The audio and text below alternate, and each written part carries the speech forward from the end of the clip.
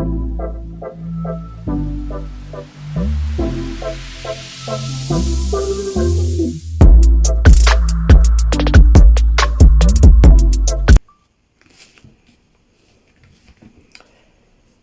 Hallelujah.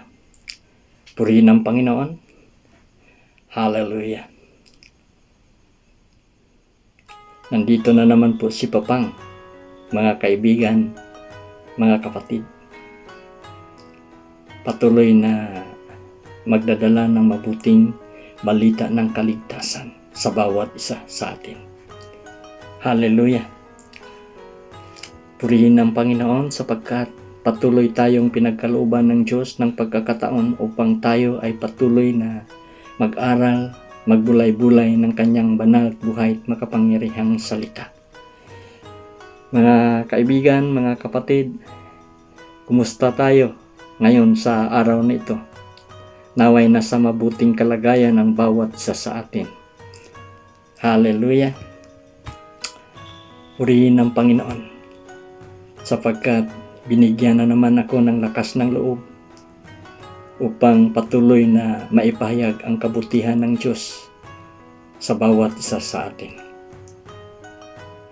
Sabi ng banal na kasulatan, hindi lamang sa tinapay tayo nabubuhay, kundi sa salita ng ating Panginoon na lumalabas sa kanyang bibig. Hallelujah! Kaya purihin ang Panginoon sa oras na ito. Dadako tayo sa pagkain ng espiritual. Pakainin natin ngayon ang ating mga espiritu at kaluluwa upang hindi manlupaypay. Ang ating katawan ay kailangan ng pagkain. Ganon din ang ating espiritu ay kailangan din kumain. Kailangan natin magkaroon ng kaalaman patungkol sa ating Panginoong Diyos. Kaya tutungo na tayo mga kaibigan, mga kapatid sa pagbabasa o pagbulay-bulay ng ating ng banal na kasulatan. Hallelujah!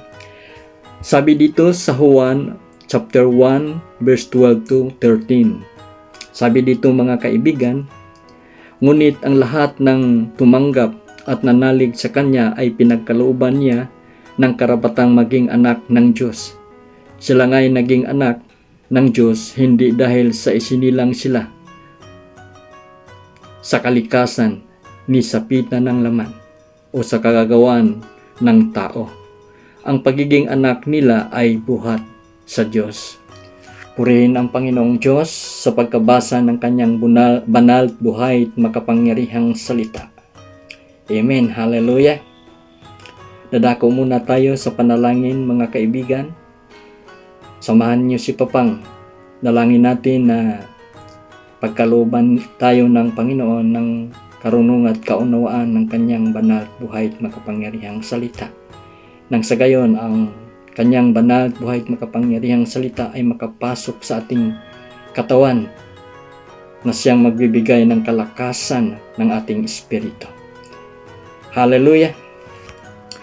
Purihin ka, Panginoon. Maraming salamat, Panginoon, sa pagkakataon na ito na patuloy mo kaming ginagabayan at iniingatan sa buong maghapon ka. Dalangin namin, Panginoon, na patuloy o Diyos na linisin mo ang bawat isa sa amin sa pamagitan ng iyong banal na dugo. Gawin mo po kami, Panginoong, karapat-dapat sa oras na ito.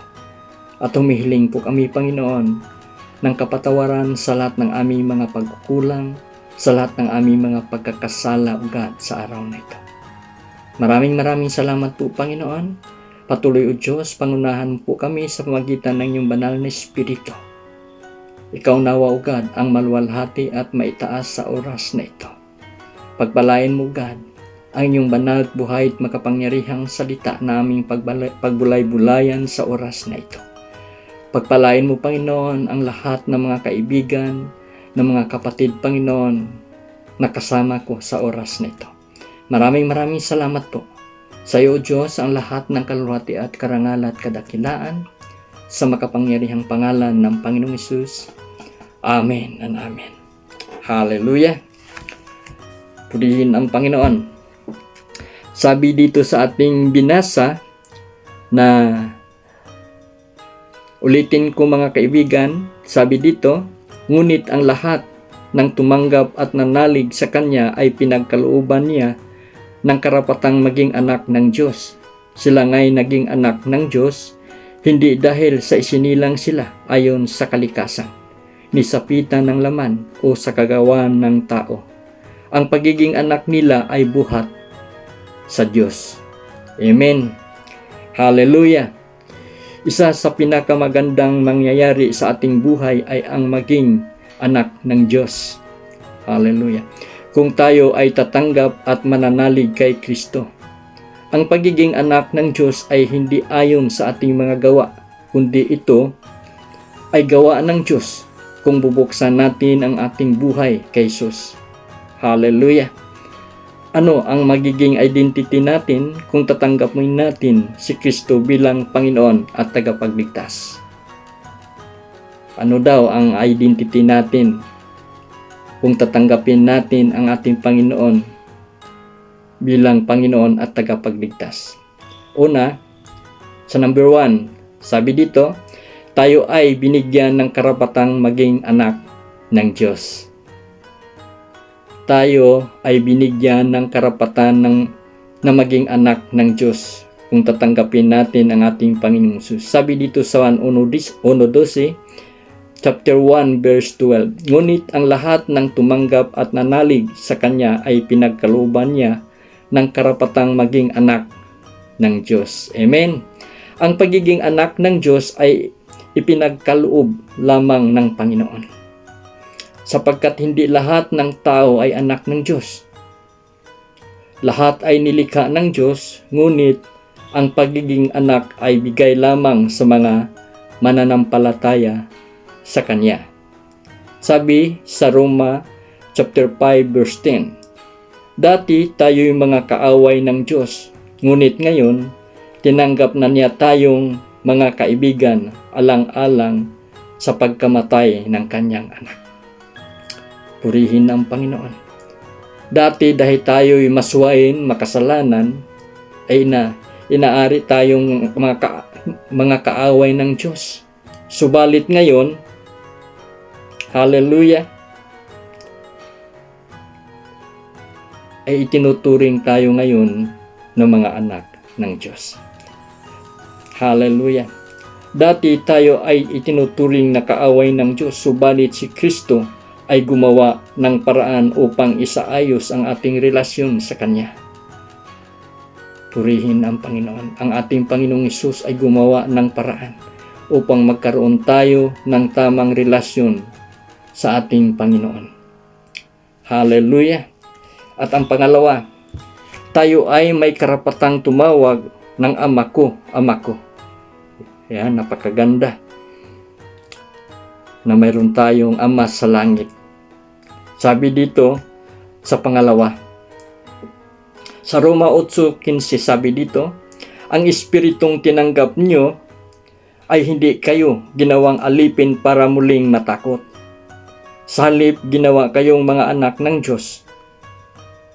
Ngayon, sa pamagitan ng banal na Espiritu, natatawag na ninyong Ama ang Diyos. Amen. Hallelujah. Ang Espiritong tinanggap nyo ay hindi kayo ginawang alipin para muling matakot. Sa halip, ginawa kayong mga anak ng Diyos. Inulit ko lang mga kaibigan. Subalit ginawa tayo ng mga anak ng Diyos. Dati tayo'y kaaway. Hallelujah. Dati tayo ay hiwalay sa Diyos. Ngunit kung mananampalataya tayo kay Kristo, ang ating ugnayan sa Diyos ay muling maibabalik at makalalapit tayo sa Kanya tulad ng isang anak. Hallelujah. Hallelujah. Bilang anak niya, maaari na rin tayong humingi ng ating mga kahilingan sa Kanya sa pamagitan ng panalangin at matamasa ang Kanyang kabutihan. Hallelujah! Bilang anak niya ng ating Panginoong Diyos, maaari na rin tayong humingi ng ating mga kahilingan. Anumang mga kahilingan natin ay maaari na nating hilingin sa ating Panginoon. Hallelujah. At pangatlo, hindi na tayo hahatulan. Napakaganda mga kaibigan. Hindi na tayo hahatulan. Sabi dito, sa Roma 8, chapter 8, verse 1, kaya nga, hindi na hatulang mapaparusahan ang mga nakipag-isa kay Kristo Jesus. Sabi dito sa banal na kasulatan, sa Roma chapter 8 verse 1, kaya nga hindi na hahatulang maparusahan ang mga nakipag-isa kay Kristo. Amen. Hallelujah. Hindi na tayo hatulang mapaparusahan kung nakipag-isa na tayo kay Kristo, sapagkat kasama ni Kristo tayo ay magmamana ng buhay na walang hanggan sa piling ng Diyos. Amen. Hindi na tayo hatulang maparusahan kung nakipag-isa na tayo kay Kristo, sapagkat kasama ni Kristo tayo ay magmamana ng buhay na walang hanggan sa piling ng Diyos. Purihin ang Panginoon. Hallelujah. Hindi na tayo hatulan kung ang ating Panginoon ay tatanggapin natin sa ating buhay, sa ating puso. Kasama na natin ang ating Panginoon Diyos. At ang pang-apat, sabi dito, isinulat na ang ating pangalan sa aklat ng buhay. Amen. Ang ating pangalan, mga kaibigan, ay nakatala na sa langit. Nakaregister na tayo, mga kaibigan. Sabi dito sa Lucas chapter 10 verse 20, gayunman magalak kayo, sapagkat hindi dahil suko sa inyo ang masasamang espiritu, kundi dahil sa nakatala sa langit ang pangalan ninyo. Magdiwang daw tayo, magsaya daw tayo, sapagkat ang ating pangalan ay nakatala na sa langit. Nakaregister na sa langit ang mga tumanggap at nanalig sa Diyos. Ito ay kasiguraduhan na ang lahat ng tumanggap at nanalig sa Kanya ay may buhay na walang hanggan. Hallelujah! Hallelujah! Purihin ang Panginoon sa oras na ito, sa Kanyang banal at buhay at makapangyarihang salita na ating napagbulay-bulayan sa oras na ito. Hallelujah! Mga kaibigan, mga kapatid, dadako tayo sa panalangin.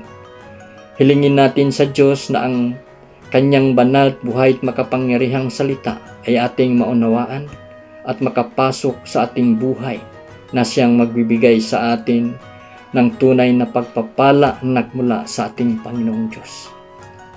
Hallelujah! Samahan ninyo si Papang, mga kaibigan, mga kapatid. Tayo'y manalangin sa oras na ito. Hallelujah!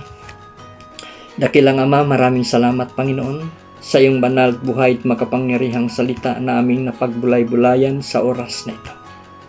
Lord God, dalangin ko, Panginoon, na patuloy, O Diyos, na pagpalain mo, God, ang iyong banal at buhay at makapangyarihang salita. Pagpalain mo, Panginoon, ang lahat ng aking mga kaibigan, mga kapatiran, Panginoon. Pagpalain mo silang lahat, Panginoon. Patuloy, Panginoon, na lukuban mo sila, O God, ng iyong kapangyarihan. Balutin mo sila, Panginoon, ng iyong banal na dugo bilang protection sa bawat isa sa kanila. Lord, dalangin ko, O Diyos, anuman ang kanilang mga pangailangan. Patuloy, O Diyos, na abutin mo sila, O God, ng iyong mapagpalang kamay. Kung mayroon mang karamdaman, O God, ang mga kapatid na ito, Lord, abutin mo sila ng iyong pagpalang kamay. Hipuin mo, Diyos, ang kanilang buong katauhan mula ulo hanggang talampakan, at anumang karamdaman mayroon sila, O Diyos, ay malusaw sa pangalan ng Panginoong Hesus. At silang lahat, Panginoong Hesus, ay magsigaling, Panginoon. Maraming salamat, Panginoon. Tumayo kayo mga kaibigan, mga kapatid sa banig ng karamdaman, sapagkat kayo'y pinagaling na ng Diyos sa oras na ito. Pinagaling na ng Panginoong Hesus, sapagkat siya ay dakilang manggagamot. At walang imposible sa Diyos. Ang lahat ay posible sa Panginoon. Kaya mga kaibigan, mga kapatid, tanggapin ninyo ang kagalingan mula sa Panginoon. Lord God, anuman, Panginoon, ang kalagayan ng aking mga kapatid, mga kaibigan, Panginoon, sa oras na ito, dalangin ko, Panginoon, na patuloy, O Diyos, na Ikaw, Panginoon, ang magkaloob sa kanila sa lahat ng kanilang mga pangailangan. Anuman ang kanilang mga panalangin, Panginoon, Ikaw, Panginoon, ang tumugon sa lahat ng kanilang mga panalangin, Panginoon. Ikaw ang aming Diyos na makapangyarihan sa lahat, na may likha ng langit at lupa, ng lahat, Panginoon, ng bagay sa sanlibutan, Panginoon, sa lahat ng aming mga pangailangan. Ikaw, Diyos, ang pinagmulan, Panginoon, maging, Panginoon, sa aming mga buhay, Lord God. Kaya, Lord, nanampalataya kami, Panginoon, na Ikaw, Diyos, ang patuloy na tumugon sa lahat ng mga pangailangan ng iyong mga anak. Maraming salamat, Panginoon. Purihin ka, Panginoon, purihin ka, O Diyos, purihin ang kataas-taasan mong pangalan, Panginoong Hesus. Sapagkat ngayon pa lang, O Diyos, ay inaangkin ng bawat isa ang katugunan sa lahat ng aming mga panalangin sa oras na ito. Maraming salamat po, Panginoon. Sa iyo, O Diyos, ang lahat ng kaluwalhati at karangal at kadakilaan. Sa makapangyarihang pangalan ng Panginoong Hesus. Amen and amen. Purihin ang Diyos. Maraming salamat, Panginoong Hesus. Mga kaibigan, maraming salamat sa inyong pagsama kay Papang. Purihin ang Panginoon. Ang pagpapala nagmula sa Panginoon ay suma sa inyong lahat. Tanggapin ninyo ang pagpapala ng Diyos sa makapangyarihang pangalan ng Panginoong Hesus. Amen and amen. Thank you, Lord. Hallelujah.